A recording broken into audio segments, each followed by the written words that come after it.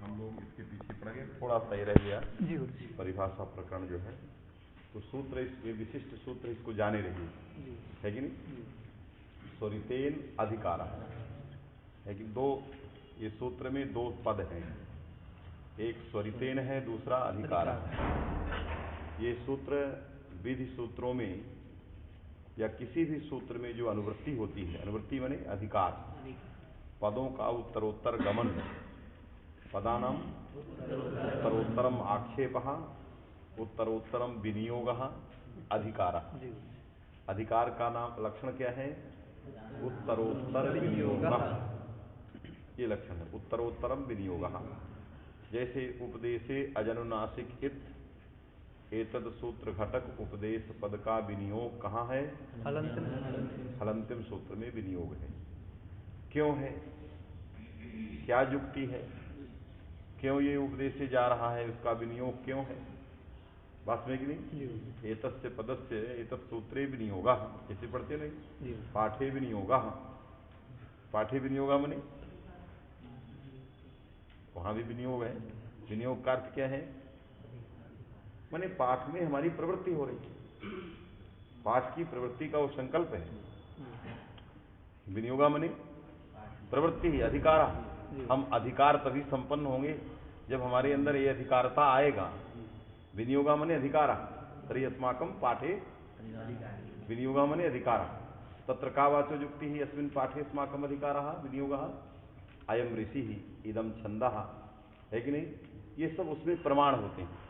इस मंत्र का ये ऋषि है, ये इसका ये छंद है, इनके सबको साक्षी बना करके हम अपने आप को पाठ में विनियोग कर रहे हैं। बात में कि नहीं, जप में विनियोग कर रहे हैं। तो विनियोग का जो वहां अर्थ है वही यहां भी अर्थ है। यहां विनियोग का पर्यायवाचक शब्द क्या है? अधिकार। ये भी कह सकते हो पाठे अधिकार, है कि नहीं। अमुक ऋषि ही अमुक छंदः, है कि नहीं। एतस्य स्तोत्रस्य पाठे अधिकारः, इस स्तोत्र के पाठ में हमारा अधिकार है। तो अधिकार भी कह सकते हैं और विनियोग भी कह सकते हैं, दोनों में कोई अंतर नहीं है। बात समझिए कि नहीं। तो इसलिए अधिकार और विनियोग ये दोनों पर्यायवाचक शब्द हैं, समझ रहे कि नहीं। ये जाने रहिए, हमें व्याकरण के माध्यम से, व्याकरण ही सर्वशास्त्रोपकारक है, हमें व्याकरण के माध्यम से उन सारी चीजों को जानना होगा जो लोक में प्रयुक्त हो रही हैं, है कि नहीं, लोक व्यवहार में प्रचलित हैं।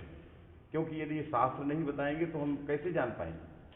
तो इसलिए विनियोग शब्द और अधिकार शब्द ये दोनों पर्याय हैं। क्वचित पूर्वस्य विनियोगः, क्वचित उत्तरस्य विनियोगः, प्रायेण उत्तरस्य क्वचित पूर्वस्य, ये शास्त्र है। कहीं हम पद को अधिकृत पूर्व के लिए करते हैं या कभी पद को अधिकृत उत्तर के लिए करते हैं, है कि नहीं। तो उसी तरह शास्त्र लोक व्यवहार में भी यही है कि यह ऋषि है, ये छंद है, अमुक ऋषि अमुक छंदः, है कि नहीं। पाठात् पूर्वम जपे विनियोगः, जैसे जपे विनियोग कस्मात् पूर्वम पाठात्, पाठ के पहले जप करेंगे। वो भी कहाँ करेंगे, कितने के पाठ के बाद करेंगे, उसके अलग अलग फिर विधियां हैं, है कि नहीं। उसकी विधियां अलग अलग हैं, क्योंकि पुस्तक देख करके विधि को नहीं जाना जाता। कुछ ऐसे स्तोत्र हैं जिनको पुस्तक देख के नहीं जाना जा सकता। उनके जानने के लिए क्या चाहिए? एक गुरु चाहिए जो आपको छिपी हुई बातों को बता दे। उसके लिए एक उत्तम पात्र, उत्तम व्यक्ति थे, है कि नहीं। बहुत सारी चीजें हैं जो पुस्तक में नहीं। आप कभी भगवती का पाठ करो, मुक्तित्वम सिद्धत्वम, मुक्तित्वम शक्तित्वम च सिद्धत्वम सिद्धत्वमेव च, ऐसा करके है। तो कभी कुंजिका स्तोत्र देखे हो? कुंजिका स्तोत्र में बिना गुरु के उसको कुछ नहीं जाना जाता। कहाँ आपको परिवर्तन करना है, वो सब चीजें परिवर्तन ही है। वहां कुछ ऐसे शब्दों का प्रयोग है जिनका उच्चारण ही नहीं करना चाहिए, है कि नहीं। स्तोत्र में लिखा है सोयोनि रू पार्वती, ऐसे शब्दों को कभी स्तोत्र में उच्चारण करना चाहिए, ये उपमा देने के लिए है। तो क्या क्या वहां करना है, ये सब क्या जरूरत पड़ेगी, किसकी जरूरत पड़ेगी? एक उत्तम व्यक्ति की जरूरत पड़ेगी, जो पुस्तक में लिखी विधि के अतिरिक्त अनुभव किया हो, उसको कहीं से वो संपन्न हो। इसी से दीक्षा ली जाती है। दीक्षा क्यों बड़े लोगों से लेते हैं? इसीलिए लेते हैं कि हमें रास्ता दिखा दे, क्योंकि रास्ते में अंधेरा है, बात में कि नहीं, और वो ऐसी चीजों को बता देंगे जिससे हम उस अंधेरे को काट सकें। तो कुंजिका और फिर सिद्ध, उसमें कुंजिका भी लिखा है और उसके साथ विशेषण दिया है। ऐसा कोई स्तोत्र नहीं जिसमें ऐसा विशेषण दिया हो। सिद्ध राम रक्षा स्तोत्र नहीं लिखा है। क्या लिखा है? केवल राम रक्षा स्तोत्र, उसमें सिद्ध विशेषण नहीं दिया। दिया है कहीं? कितने भी स्तोत्र आप देखो, किसी भी सिद्ध विशेषण नहीं दिया। हनुमान चालीसा, सिद्ध हनुमान चालीसा कोई नहीं कहता। सिद्ध गोपाल सहस्त्र नाम, सिद्ध विष्णु सहस्त्र नाम, ऐसा कोई नहीं कहता है। कौन कहता है? सिद्ध कुंजिका स्तोत्र में सिद्ध विशेषण। इसलिए उसके सिद्धत्व को समझने के लिए किसी अध्यापक, किसी गुरु की जरूरत पड़ेगी, जो इसके सिद्धत्व को बता सकता है। तो मेरा कहने का मतलब यही है कि अधिकार और विनियोग, ये दोनों पर्याय हैं। हम अधिकार आदि कर सकते हैं, क्योंकि परंपरा में परिवर्तनीय है कि नहीं, ये गुरु ही बताएंगे, है कि नहीं। उस विद्या में संपन्न व्यक्ति बताएगा कि एतस्य पाठे विनियोग, हमने एतस्य पाठे अस्माकम अधिकारः, है कि नहीं। लेकिन पर्याय हैं। अब पर्यायों में भी परिवर्तन करने का अधिकार हमें है कि नहीं, ये व्यक्ति ही बता सकते।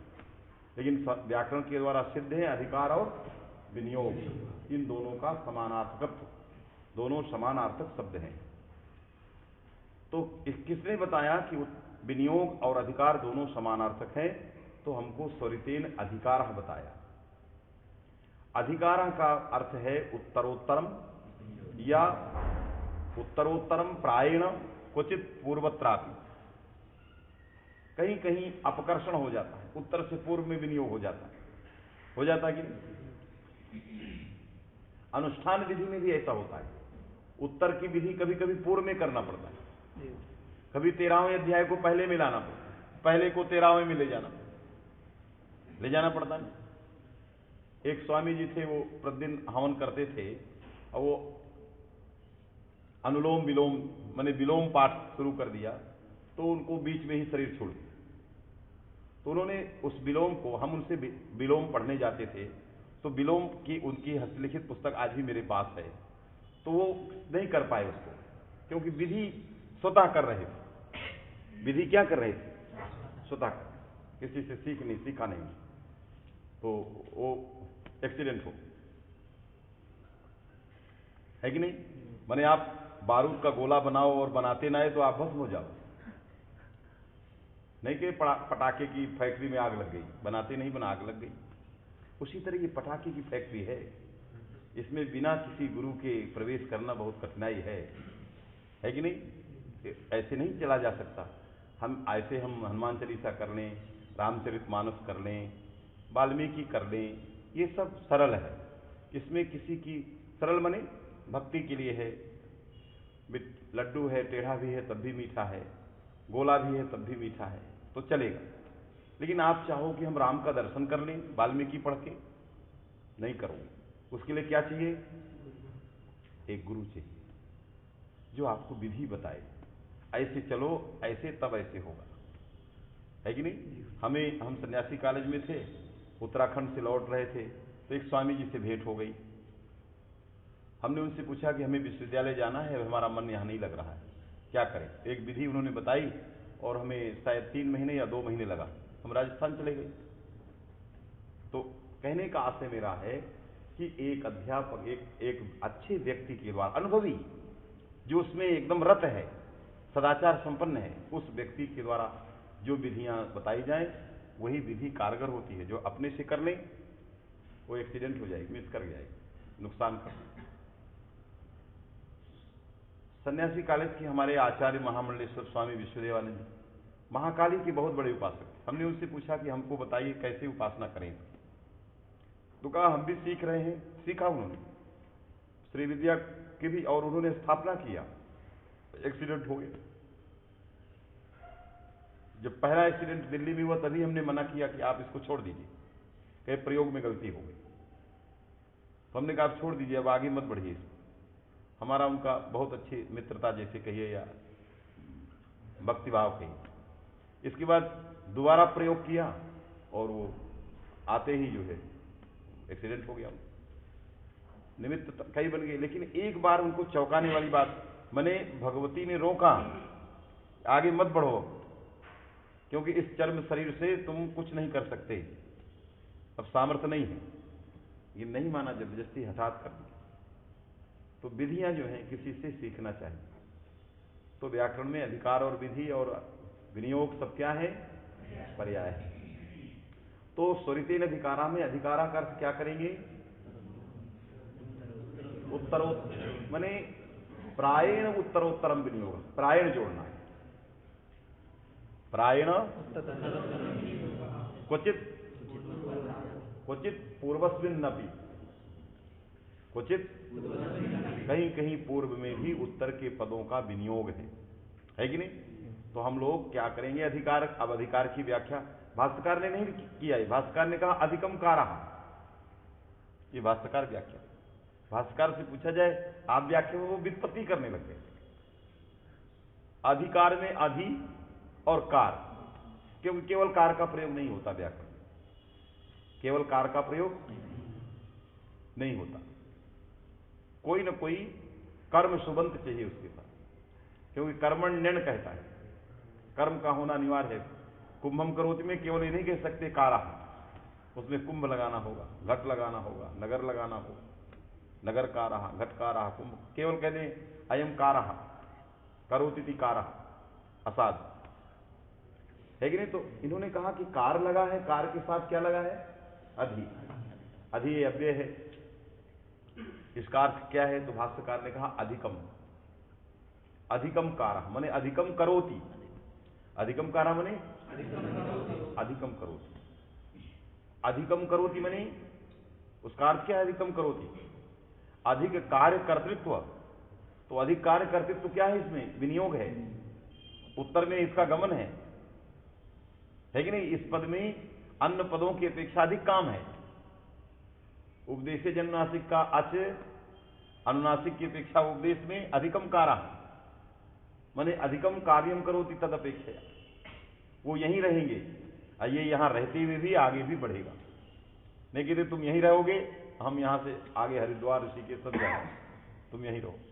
तो आज और अनुनासिक को इसी सूत्र में रहना होगा और शेष को आगे जाना। तो यहां भी रहेंगे और आगे भी जाएंगे, यही अधिकम कार्य है। अधिकम कार्य का अर्थ ही है उत्तरोत्तरम विनियोगा, बस प्रायण नहीं लगा, प्रायण जो है नहीं लगा, वो हमें व्याख्यानात लगाना है कि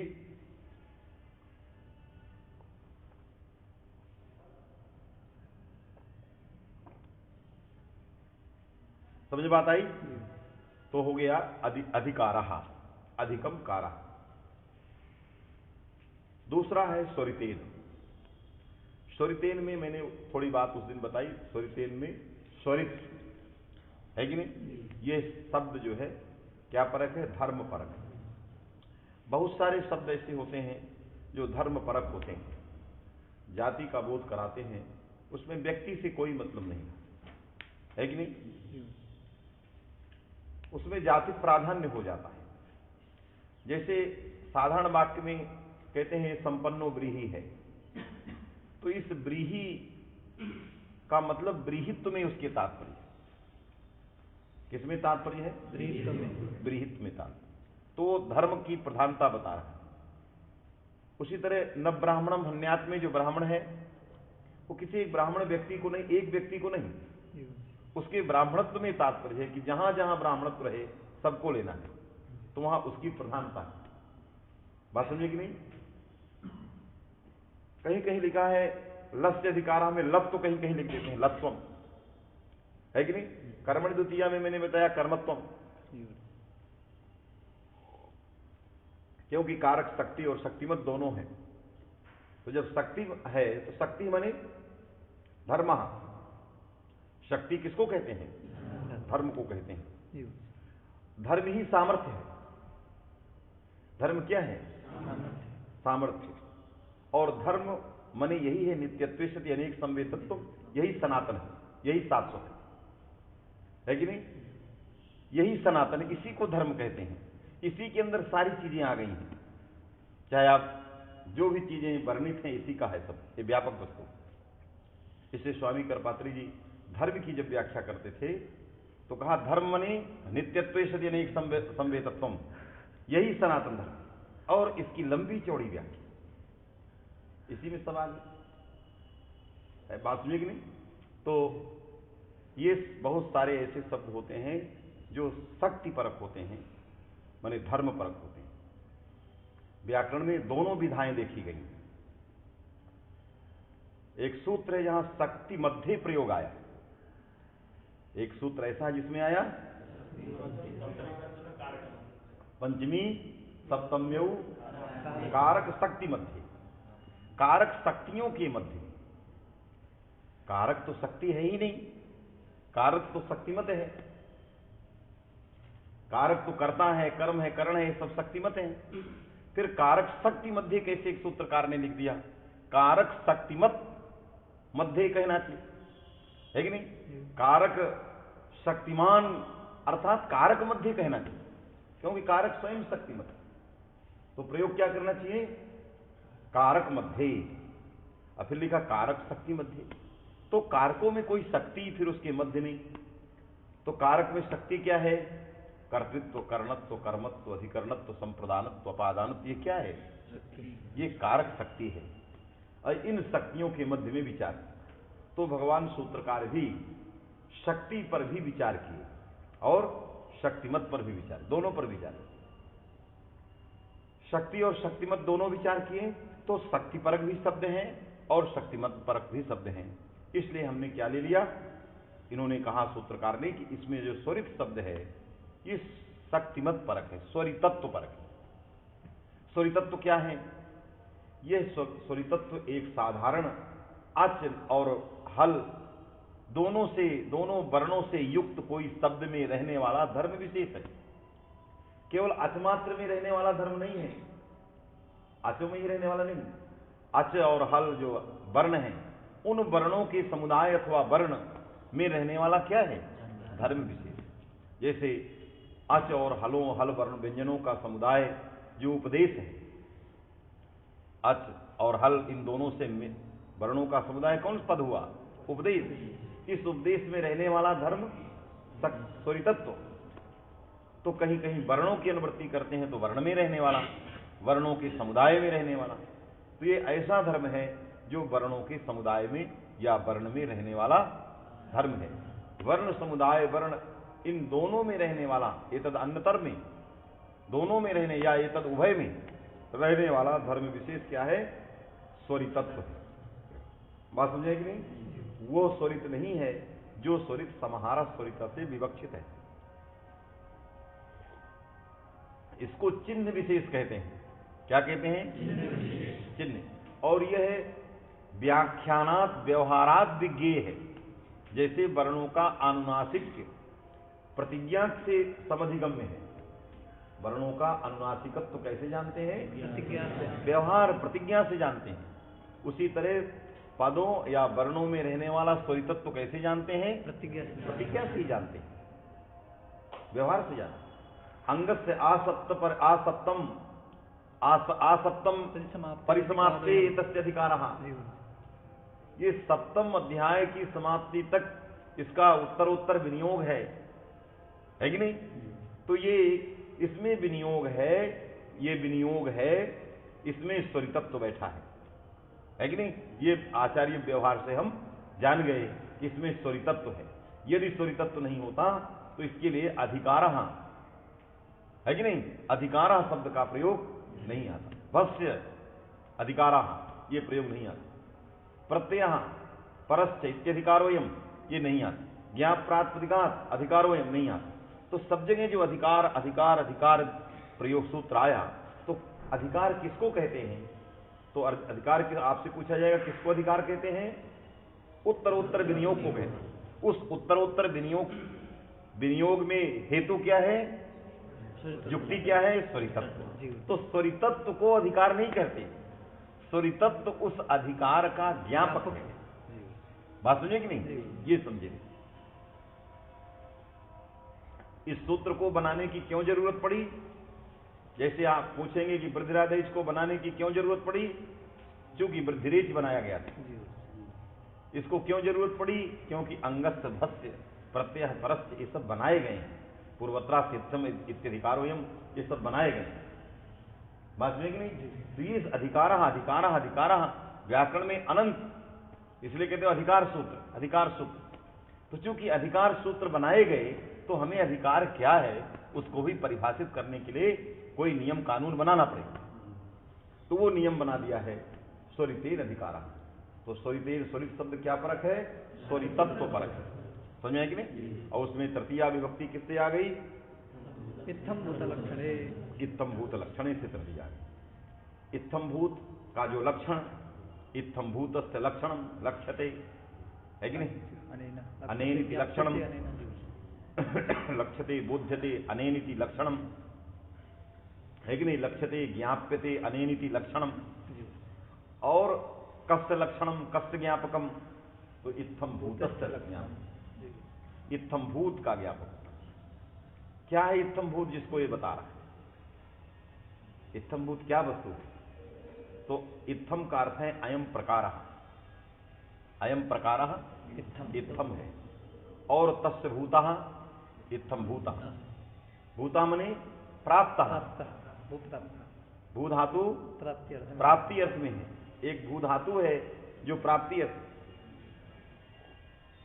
कहीं आई ना भू प्राप्त हो चुरा दी, भू प्राप्त हो चुरा दी किए हुए। तो भूता मने प्राप्त है, इसलिए इत्थम भूत की वृत्ति में क्या लिखते हैं? अयम प्रकार प्राप्त, कथन कथनचित प्रकार कंचित प्रकार प्राप्त, ये व्याख्या वाली। तो इत्थम शब्द में इदम शब्द से चूंकि थमु अर्थ किसमें आया? थमु प्रत्यय प्रकार अर्थ में है कि नहीं? तो जब प्रकार अर्थ में आया तो इत्थम का अर्थ क्या हुआ? अयम प्रकार, क्योंकि इदम का अर्थ हुआ अयम और थमु का अर्थ हुआ प्रकार। प्रकृति और प्रत्यय का अर्थ हो गया अयम प्रकार, अभूत का अर्थ हो गया प्राप्त, माने प्रकार प्राप्त। प्रकार प्राप्त वस्तु को इत्थम्भूत कहते हैं। तो तापस में प्रकार प्राप्त क्या है? जटाभिस्तापसा में प्रकार प्राप्त वस्तु क्या है? प्रकार प्राप्त वस्तु तापसत्व है। हमें जटा को नहीं जानना, जटा से तापस को नहीं जाना, तापस के अंदर तापसत्व को जाना। आप साधु हैं ये नहीं जाना, आपको दिखाई दे रहे हैं। अयम साधु प्रत्यक्ष दृष्टा, प्रत्यक्ष माने गोचरीभूता, ये इसके लिए नहीं जानना। जानना क्या है? साधुत्व, इसके लिए घुसना पड़ेगा। क्योंकि साधुत्व प्रत्यक्ष दृग गोचरीभूत नहीं है, और साधु व्यक्ति ही प्रत्यक्ष, क्योंकि व्यक्ति का साक्षात्कार हो रहा है। तो व्यक्ति तो जाना जा सकता है, तापस तो जाना जा सकता है, लेकिन ये तापस है ये जानते हैं स्वरूपता। उसको जानने के लिए क्या चाहिए? स्वरूप ही ना तापस, ये जान गए ये स्वरूप से तापस है। एतादृश बेसस्य सत्वात्, है कि नहीं? ये स्वरूपता। लेकिन इसके अंदर वस्तुतः तापसत्व है कि नहीं, इसके जानने के लिए हमें स्वरूप से नहीं जाना जा सकता, इसके लिए साथ रहना पड़ेगा, है कि नहीं? क्योंकि राम भी दिग्भ्रमित हो गए तापसत्व को समझने में, और मनुष्य की क्या करता? माने राम को भी भ्रम हो गया कि इसके अंदर तापसत्व है कि नहीं। स्वरूप से तो समझ गए अयम तापसा, लेकिन तापसत्व नहीं समझ पाए। कहे पस्त लक्ष्मण पंपायाम बका परम धार्मिक शनै शनै पदम धत्ते प्राणिनाम पदशंकया। कितना भ्रम में पड़ गए। कहा लक्ष्मण जी देखो सुंदर पंपा सरोवर में ये बक जो है कितना धार्मिक है, ओहो कितना धार्मिक, एकदम शांत चित्त से बैठा है पानी पर, पानी एक भी हिल नहीं रहा है, और यदि पैर रखता है तो बड़ी आसानी से रखता है कि इस पैर से कोई प्राणी मर न जाए। क्या तापस है! तो उसके चाल चलन, उसके व्यवहार से, स्वरूप से तो जान लिया हम तापसा, लेकिन तापसत्व को जानने में राम जी कमजोर पड़ गया। बात समझे कि नहीं? तो मछली सुन रही थी नीचे, वो तो जान रही थी, तो अपने जीवन को बाजी लगा करके मुंडी निकाली, क्योंकि जल में मुंडी निकालते मर जाए, क्योंकि उसको पानी चाहिए। लेकिन तब भी अपने जान को बाजी लगा के कि मर जाऊंगी तो मर जाऊंगी, कि राम को समझा के जाऊंगी। ये गलत समझ रहे हैं, समझाऊंगी, समझाया। राम, जिसको तुम धार्मिक कह रहे हो, मुझसे पूछो, मैं पीड़ित हूं, मुझसे पूछो कि इसका दर्द क्या है, ये कौन बैठा है कि नहीं? कौन बैठा है? कहां कई कुलों को नष्ट कर डाला हमारे, एक कुल नहीं, हजारों पीढ़ियों दरों हमारे परिवार को नष्ट कर डाला। कहा कैसे जानती हो? कहा सहचारी बीजानाती, सहचारी आगे सहचारिणम, है कि नहीं? जो साथ रहता है वो जानता है ये कैसा है। मैं इसके साथ रहती हूं, ये ऊपर है मैं नीचे, ये जो पैर रख रहा है ना, इसलिए कि मछली भाग न जाए, सब से लेने के लिए, है कि नहीं? उसने कहा मेरे कई खानदान नष्ट कर डाला इसलिए इसको तो परम, उसमें भी धार्मिक और परम धार्मिक, ये परम धार्मिक। इसलिए उसके अंदर धर्म का पता लगाना, तापसत्व का पता लगाना स्वरूप से नहीं जाना जाता। तो राम क्या प्रयोग कर रहे थे? ये तापस है, धार्मिक है, क्या प्रयोग कर रहे थे? स्वरूप, वो स्वरूप से जान रहे थे। कहते स्वरूपेण पंडिता, बाबा का, विश्वनाथ जी का खूब चंदन लगा के तो यहां घूम रहे हैं लोग, लेकिन उनके साथ रहिए, देखिए, बात में कि नहीं? तो कहने का आशय है कि स्वरूप से तो बहुत सारे लोग जाने जाते, तो राम जी सामान्य धर्म का प्रयोग कर रहे थे, विशेष धर्म मछली बता दी। तो तापसत्व तो क्या है? अयम तापसा में रहने वाला धर्म क्या है? तापसत्व। यही तापस में प्रकार विशेष को प्राप्त हो गया है। ये पदार्थ क्या है? प्रकार है। तो प्रकार प्राप्त पदार्थ है, उस प्रकार प्राप्त पदार्थ को बताने वाला जो होगा वो लक्षण होगा, उसी को लक्षण कहते हैं, है कि नहीं? तो प्रकार प्राप्त पदार्थ को बताने वाला लक्षण जटा, ये फलोपदायक हो, क्या हो गया? फलोपदायक।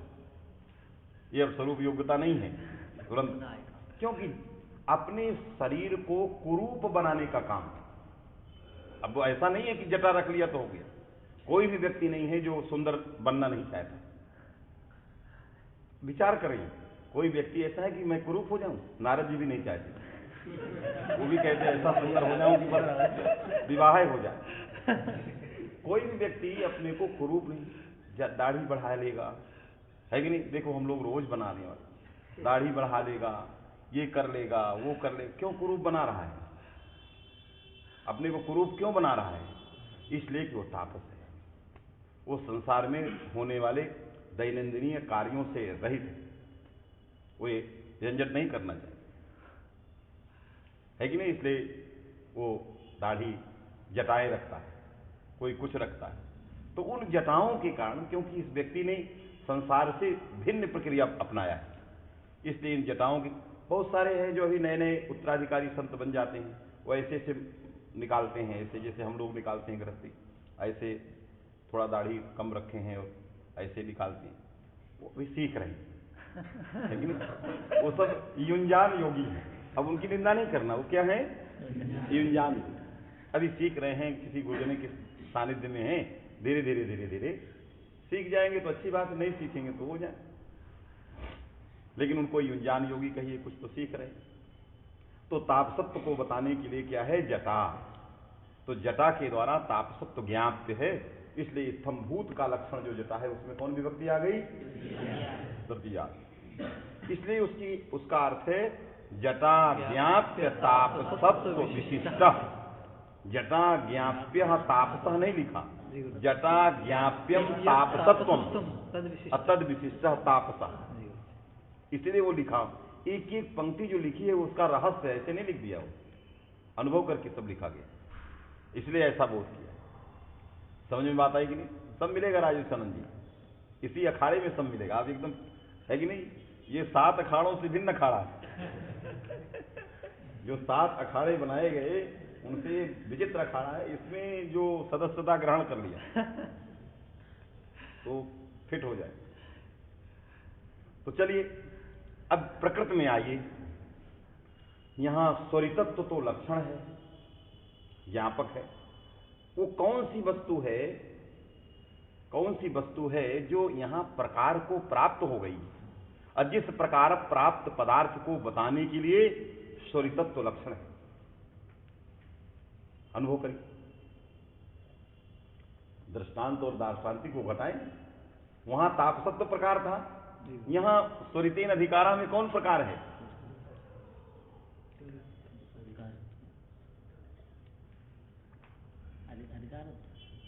अधिकारत्व कह रहे।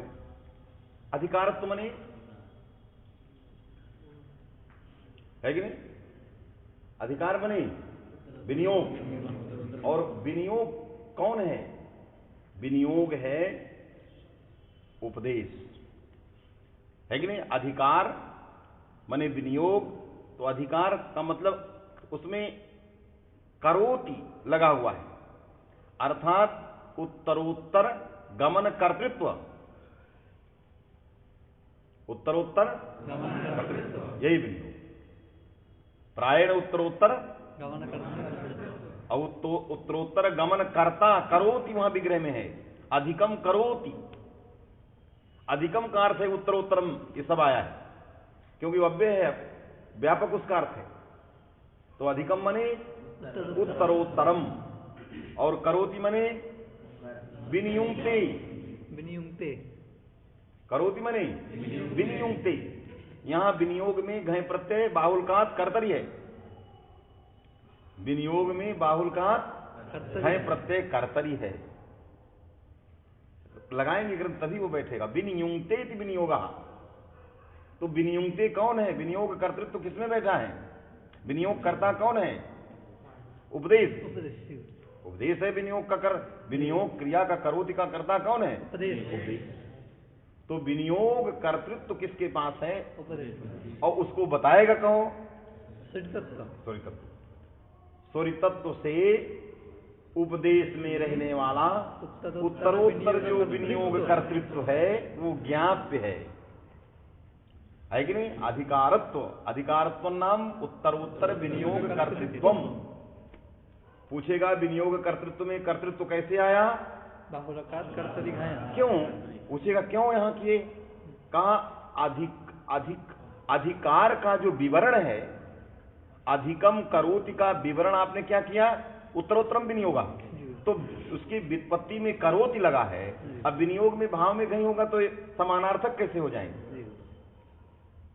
अनुभव करो, करोति में क्या लगा है? कर्ता में आया। जैसे कहते हो पचति इति पाचका, तो पाचक का अर्थ पचति का समान होना चाहिए। तो विनियोग की व्याख्या क्या है? अधिकम करोति। तो अधिकम करोति और विनियोग को समानार्थक होना चाहिए।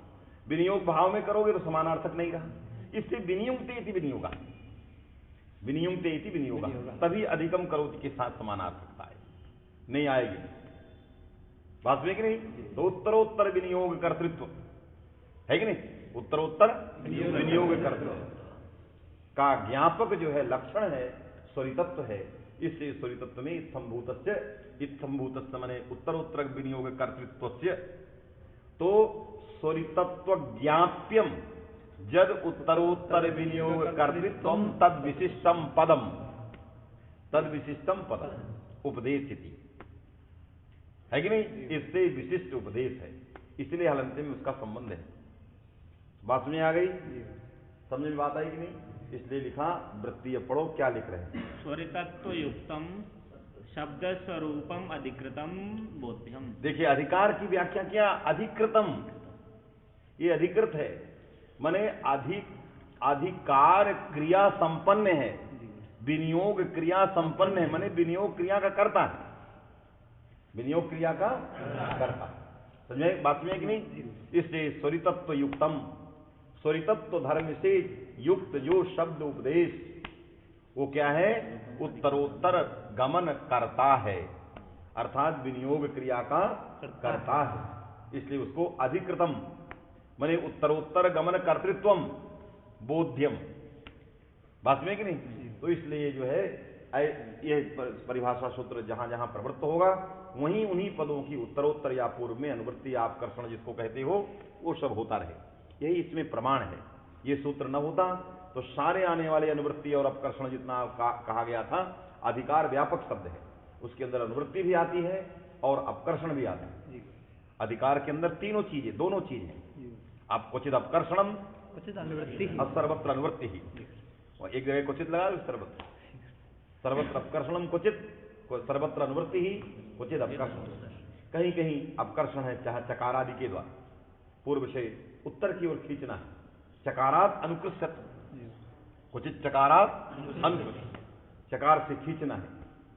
वास्तविक नहीं? तो ये अधिकार व्यापक है, अपने पेट में कुक्षी में अनुवृत्ति और अपकर्षण दोनों को समेट के बैठा है। इसलिए अनुवृत्ति और अपकर्षण का प्रमाण जो होगा, युक्ति जो होगी, वो इस सूत्र के माध्यम से होगी। यदि ये सूत्र नहीं होता तो हम अनुवृत्ति और अपकर्षण के विषय में बिल्कुल अनभिज्ञ होते और हम नहीं बता सकते। समझ में बात समझे कि नहीं? तब आगे क्या लिख रहे हैं? पर नित्यांतरंगापवादानाम उत्तरोत्तरम बलिया। अब सूत्रात्मिकाएं जो परिभाषा थी अभी तक इको गुण वृद्धि से लेकर के हम लोगों ने जिन जिन परिभाषाओं को पढ़ा, कौन कौन पढ़ा? इको गुण वृद्धि, अतश्च और आद्यंत उटकितौ, विद्योन्त्यात्परः, षष्ठी होगा, अलोन्त्यस्य और अनेकाल्स्य सर्वस्य आदेः परस्य, है कि नहीं? और फिर स्वरितेन अधिकारः। यहां तक जितनी परिभाषाओं को इस प्रकरण में पढ़े गए वो सारी की सारी परिभाषाएं सूत्रात्मिका थी, क्योंकि हम सूत्रों का प्रसंग चल रहा है, सूत्र व्याख्यान प्रसंग चल रहा है, तो सूत्र व्याख्यान प्रसंग में सूत्रात्मिकाएं, सूत्रात्मिक जो परिभाषा है वो उनका प्राधान्य है कि नहीं? जब जिनका प्राधान्य रहेगा वो आगे रहेंगे, वास्तविक नहीं? और जो अन्य परिभाषाएं हैं सूत्रात्मक नहीं है, लोकतः सिद्ध है, ज्ञापक सिद्ध है, वचन रूप से पढ़ी गई हैं, ऐसी परिभाषाओं का इस प्रकरण में केवल दिग्दर्शन मात्र है। क्या है? थोड़ा सा चटनी के रूप में रख दे रहे हैं कि इसको भी समझ लो, इस तरह की भी परिभाषाएं होती हैं। उसी में लिख दिया पर नित्यांतरंगापवादानाम उत्तरोत्तरम बलिया, है कि नहीं? पर नित्यांतरंगापवादानाम, पर नित्य अंतरंग अपवाद सबका द्वंद्व समास करिए। पर परश्च नित्यंच अनित्यश्च अंतरंगश्च अपवादश्च तेषाम पर नित्यांत अंतरंगापवादानाम। फिर उत्तरोत्तरम नपुंसकलिंग, फिर बलीयः भी नपुंसकलिंग। परिभाषा में 3 पद है। पर नित्यांत अंतरंगापवादानाम उत्तरोत्तरम। उत्तरोत्तरम में क्या समास है, क्या अर्थ है इसका? बात में कि नहीं? तो उत्तरोत्तरम में एक बार एक विद्वत सभा हुई, आपको सुना दें इसलिए कि याद रहे आप। दक्षिणामूर्ति में उस समय स्वामी महेशानंद जी वहां के मंडलेश्वर थे, निरंजनी अखाड़े के आचार्य महामंडलेश्वर स्वामी महेशानंद जी। इसके बाद स्वामी पुण्यानंद जी आए। तो आचार्य महामंडलेश्वर स्वामी महेशानंद जी के अध्यक्षता में दक्षिणामूर्ति सभाओं के लिए बड़ा प्रसिद्ध जगह थी। वहाँ काशी की विद्वत सभाएं बहुत होती थी, प्रतिवर्ष तो होना ही था, छात्रों का हो, अध्यापकों का हो। तो छात्रों का शुरू हुआ, कुछ लोग तैयार करके आए, हम भी थे, हम सन्यासी में अध्यापक थे, और कुछ इसी तरह का अपवाद पर चर्चा करनी थी। तो लोगों ने भूमिका बनाया अपवाद, कि यहां अपवाद है, ऐसा अपवाद पदार्थ का, इस तरह की भूमिका बनानी छात्रों ने शुरू की। एक बहुत बड़े विशिष्ट विद्वान कुछ अपने छात्रों को भी पढ़ा के लाए थे, उसी में पंडित देवस्वरूप जी भी थे। उन्होंने कह दिया कि ये सब कुछ नहीं चलेगा, ये सब बकवास मत करो, पहले उत्तरोत्तरम की व्याख्या करो। पहले क्या करो? उत्तरोत्तरम की व्याख्या। उत्तरोत्तरम क्या है? उत्तराद उत्तरम, उत्तराद उत्तरम उत्तरोत्तरम ये समझते हो। यदि उत्तराद उत्तरम होगा तो पूर्व में उत्तरत्व तो नहीं आएगा। पर नित्या पर में पूर्वापेक्षा क्या हो गया? पर, उसमें उत्तरत्व आ गया, लेकिन पूर्व में उत्तरत्व नहीं आएगा। पूर्व में भी उत्तरत्व लेना है, पूर्व में भी उत्तरत्व लेना, तो क्या समास हो?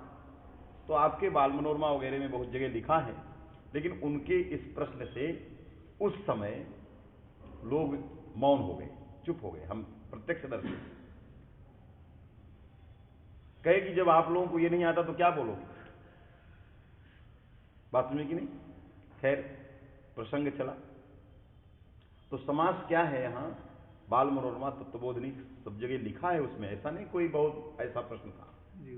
उत्तरंच उत्तरंच उत्तरोत्तरम ये लिखा हुआ। उत्तरंच उत्तरंच इति आन पूर्वे द्वे वाच्ये कर्मधारय वद उत्तरेषु, ये दो वार्तिक स्वार्थिक में आते हैं और स्वार्थिक का प्रयोग ही है। आन पूर्वे द्वे वाच्ये माने आन पूर्वी मत जो शब्द है उनको दुत्त होता है, समान आन पूर्वी, तो समानान पूर्वी वाले उत्तरम उत्तरम है, इनको दुत्त हो जाएगा। इसमें कर्मधारय वत माने कर्मधारय के सदृश हो जाएंगे, है कि नहीं? जैसे कहते हैं ये आदेश स्थानीय की तरह हो जाता है, तो अतिदेश करने वाला वार्तिक है कि इसमें क्या करेगा? उत्तरेशु माने उत्तर के रहने पर, उत्तरेशु सप्तमी दिया माने उत्तर शब्द के रहने पर समुदाय में क्या होता है? कर्मधारय वत माने कर्मधारयत्व का अतिदेश होता है। तो जब कर्मधारयत्व अतिदिष्ट हो गया तो ये समास कर्मधारय कहा जाए। तो सुपो धातु प्रातिपदिक से विभक्ति क्या हो गई? चली गई। तो उत्तर उत्तर गुण हो गया, क्या बना? उत्तर उत्तर सु आ गया, समुदाय से अम हो गया, तो बन गया उत्तर उत्तरम, है कि नहीं? तो इनकी अपेक्षा हम भी उत्तर हो सकते हैं, हमारी अपेक्षा ये भी उत्तर हो सकते, तो इनमें भी उत्तरत्व है और इनमें भी उत्तरत्व। यदि उत्तरार्थ कहते तो कोई एक ही उत्तर लिया जा सकता। एतन निरूपितम उत्तरत्वम अस्मासु मन निरूपित उत्तरत्वम एतेषु, बात में कि नहीं? तो उत्तरत्व सभी में बैठा है, तो उत्तरोत्तरम सब में बलियत्व है। अरे इस पूर्व की अपेक्षा और कोई पूर्व होगा, उसकी अपेक्षा ये उत्तरत्व होगा, बात में कि नहीं? या इस पूर्व की अपेक्षा ये उत्तरत्व होगा, क्योंकि उत्तरत्व पूर्वत्व क्या है? ये सापेक्ष है। कौन किससे पूर्व होगा, कौन किससे उत्तर होगा, ये वक्ता के सापेक्ष है, निश्चित नहीं है। अयमेव पूर्वः अयमेव उत्तरः ये निश्चित नहीं कहा जाता, है कि नहीं? ये वक्ता के तात्पर्य के सापेक्ष है। वक्ता किसको पूर्व समझ रहा है, किसको उत्तर समझ रहा है। यदि वक्ता ने उत्तर को ही पूर्व समझ लिया तो उत्तर निरूपित उत्तरत्व पूर्व में जाना चाहिए, बात में कि नहीं? इसलिए उत्तरोत्तरम कहना तो सभी में उत्तरत्व जाएगा, सभी में उत्तरत्व जाएगा, बात में कि नहीं? जिसमें वक्ता का उत्तरत्व अभिप्रेत होगा उसी में बलियत्व रहे। इसलिए इस तरह का समास किया, उत्तरंच उत्तरंच इति उत्तरोत्तरम। तो पर, नित्य, अंतरंग और अपवाद ये चार चीजें हैं। पर है, नित्य है, अंतरंग है। पर शास्त्रम बलवत, पर शास्त्रम बलवत माने पर शास्त्रम बलवत, हेतु दीजिए उत्तरत्वात्, पर शास्त्रम बलवत उत्तरत्वात्। अरे ये पर शास्त्र बलवान है, क्यों? उत्तरत्व, उसमें इस हेतु को पोषक करने वाला नहीं कहते, अनुकूल तर्क देने वाला, तो अनुकूल तर्क देने वाला विप्रसेदे शास्त्र जागरूकत्वात्, विप्रसेदे परम कार्यम एतस्य जागरूकत्व, ये जागरूक है, इसमें परत्व कह दिया है, लेकिन परम कार्यम बलवत, विप्रसेदे परम कार्यम, है कि नहीं? तो विप्रसेदे शास्त्र से जागरूकत्वात् जो है उत्तरत्व हेतु पुष्ट है, अतः उत्तरत्व हेतु के द्वारा पर शास्त्र में बलवत्व जो है निश्चित हो गया, है कि नहीं? नित्यम बलवत, नित्य शास्त्रम बलवत नित्यत्वात्, या कृताकृत प्रसंगित्वात्, बात में कि नहीं? चूंकि नित्य शास्त्रम बलवत, ये नित्य शास्त्र बलवत है, बात में कि नहीं? क्यों? कृताकृत प्रसंगित्वात्। इसी तरह से पर नित्यांत अंतरंग शास्त्रम बलवत अंतरंगत्वात्, अंतरंग शास्त्रम अंतरंग शास्त्र बल है क्योंकि उसके अंदर अंतरंगत्व है कि नहीं? तो अंतरंग शास्त्रम बलवत अंतरंगत्वा, अपवाद शास्त्रम बलवत कथम अपवादत्वात्, आचारितार्थ्यात् तद प्राप्ति योग्य आचारिता, क्योंकि सभी प्रकार के बाध बीजों में ये रखा हुआ है, प्रथम है, सम्य है, ये इतना रहना जरूरी है। तद प्राप्ति योग्य आचारितार्थ जो है ये रहना सम्य जरूरी है, बात सुने कि नहीं? तो अपवाद शास्त्रम बलवत तद प्राप्ति योग्य आचारितार्थ्यात्, इस तरह से पर नित्य अंतरंग और अपवाद में बलवत्व की सिद्धि अनुमान प्रयोग के द्वारा जो है हम लोगों ने मानांतर से हम लोगों ने सिद्ध कर दिया, और उस मानांतर में जो हेतु थे वो तत्त शास्त्रों के द्वारा जो है ये अपवादत्व में पुष्ट देना है, निरवकाशत्व है कि नहीं, या तद प्राप्ति योगी आचारितार्थ्यत्व, सूत्र सामर्थ्य, सूत्र वैयर्थ्य, तमाम ऐसे इन हेतुओं को पुष्ट करेंगे, बात समझे कि नहीं? तो पर नित्यांतरंगापवादानाम उत्तरोत्तरम बलीयः। आगे असिद्धम बहिरंगम अंतरंगे। अब दूसरी परिभाषा आ गई, असिद्धम बहिरंगम अंतरंगे। असिद्धम बहिरंगम अंतरंगे प्रसिद्ध परिभाषा है, और अंतरंगे बहिरंगम असिद्धम, असिद्धम बहिरंगम अंतरंगे बहिरंगम असिद्धम, अंतरंग के रहने पर बहिरंग असिद्ध होता है कि नहीं? तो अंतरंग के रहने में बहिरंग असिद्ध होता मने न प्रवृत्तम, असिद्धम मने अप्रवृत्तम, तो अंतरंग शास्त्र की कर्तव्यता में बहिरंग की प्रवृत्ति नहीं होती, बात में कि नहीं? अंतरंग तो क्या है? नाना प्रकार का अंतरंग है, बहिरंगत्वेन विवक्षित जो शास्त्र, बहिरंगत्वेन विवक्षित जो समुदाय, कोई ऐसा समुदाय होगा जिसको हम बहिरंगत्वेन विवक्षा करें, क्योंकि बहिरंगत्व अंतरंगत्व कितना लिया जाएगा ये आपकी विवक्षा पर है या शास्त्र की प्रवृत्ति पर है। तो बहिरंगत्वेन विवक्षित समुदाय घटक निमित्तकत्वम अंतरंगत्व है कि नहीं? बहिरंगत्वेन विवक्षित समुदाय का कोई घटक निमित्त हो जाए किसी शास्त्र में, वो शास्त्र क्या होगा? अंतरंग होगा, उसमें अंतरंगत्व रहे। और कह देते हो विभक्ति निरपेक्षत्व, संज्ञा निरपेक्षत्व, धातु उपसर्ग और कार्यम अंतरंगम, धातु उपसर्ग उभय निमित्तकत्व, बहुत सारे अनंत अंतरंग, ये क्यों? ये वक्ता के अभिप्राय के कारण, बस में कि नहीं? कितने अंतरंग होंगे ये आप जब परिभाषा सिंधु शेखर पढ़ोगे तो कुछ गणना कर दिया, प्रयोग को लेकर के कुछ गणना कर दिया भूति में कि ये 200 अंतरंग लिए जाए, शेष आप 1000, 2000, 5000 जो बनाना चाहते हो आगे बनाओ, हमने एक दिग्दर्शन के लिए 200 अंतरंग दे, आप गणना करो उसको। पढ़ तो जाते हैं लोग, लेकिन आज तक कोई गणना नहीं कर पाए किए कि इसमें कितने अंतरंग आए, बात में कि नहीं?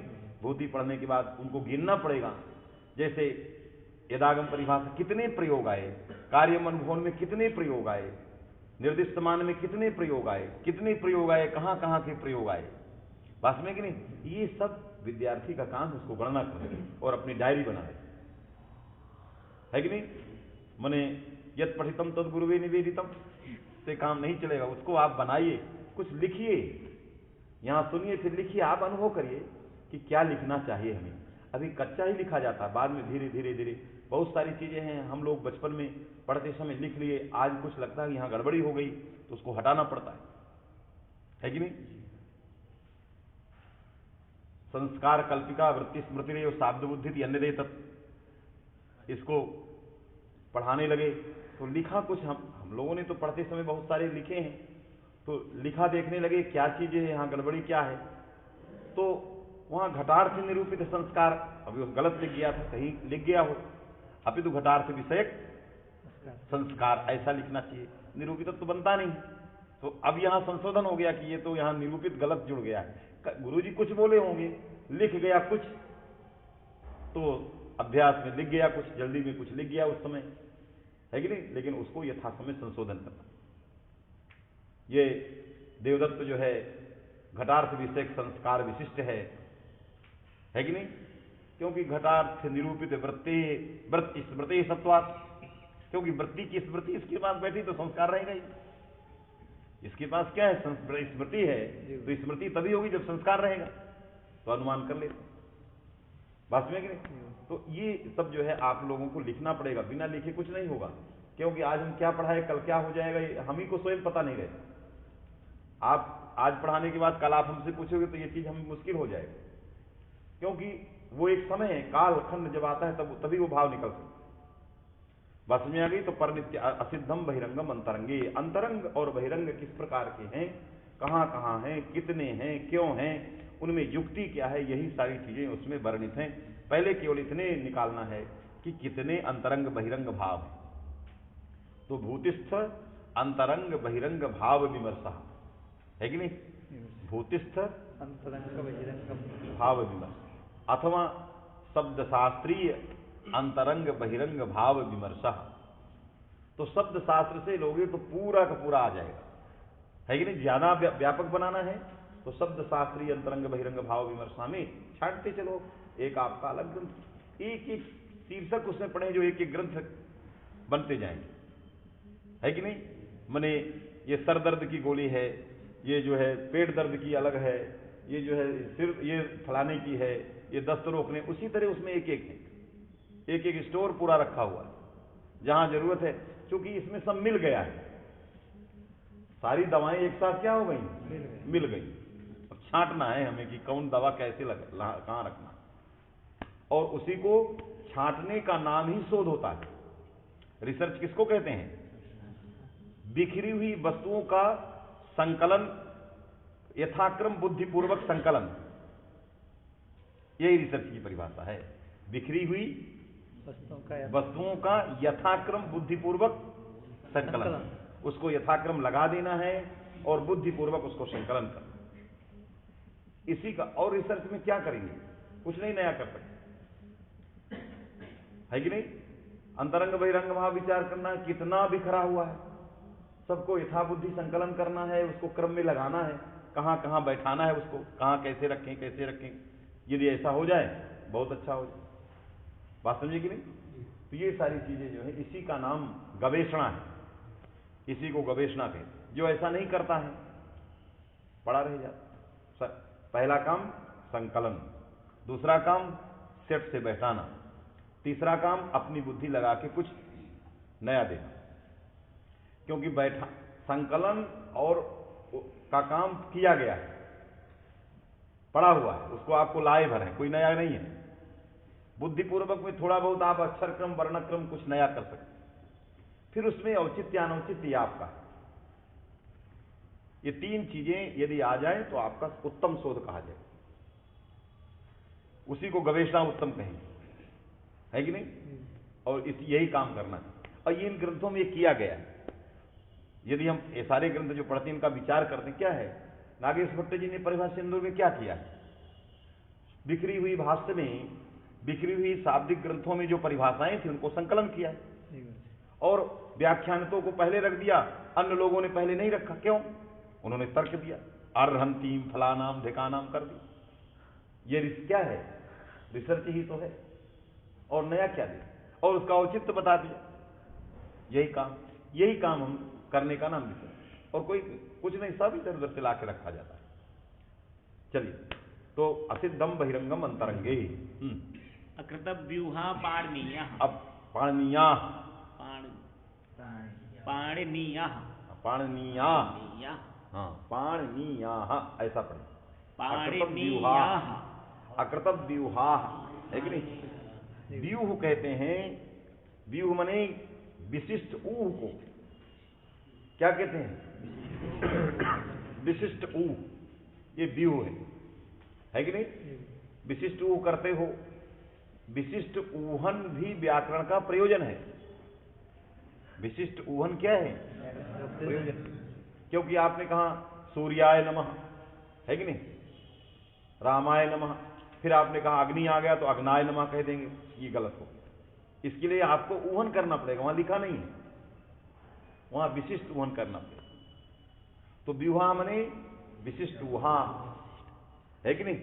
न कृतः अकृतः, न कृतः अकृतः, व्यूहा, है कि नहीं। अकृताश्चते व्यूहा, अकृतव्यूहा, है कि नहीं। पाणनीया मने पाणिनि ग्रंथ अध्ययन कर्तारः, पाणिनि ग्रंथ अध्ययन कर्तारः विशिष्टूहम न कुर्वन्ति इत्यर्थ।